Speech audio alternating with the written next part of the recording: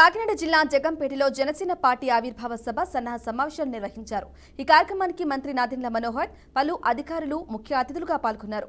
పవన్ కళ్యాణ్ ఎన్నో ఒడిదుడుకులు ఎదుర్కొని 11 సంవత్సరాలు పార్టీని తన భుజాన మోసారన్నారు. వైఎస్ జగన్మోహన్ రెడ్డి కోడికత్తికి ఎక్కువ, గొడ్డలికి తక్కువ అని ఎద్దేవా చేశారు. జనసేన అధికారంలోకి వచ్చిన తరువాత నిర్వహించే ఈ ఆవిర్భావ సభను ప్రతి ఒక్క కార్యకర్త విజయవంతం చేయాలని కోరారు. పెద్ద ఎత్తున సభకు హాజరై గర్వపడేలా సభ నిర్వహిద్దామని తెలిపారు.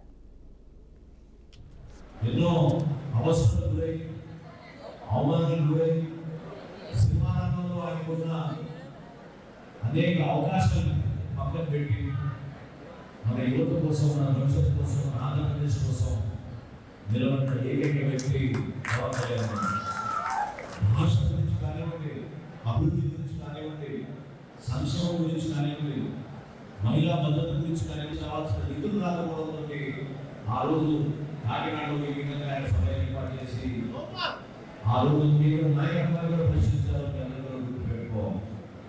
ఈ రోజు నేను 3 సంవత్సరాల కింద ఈ హామీ ఆ రోజు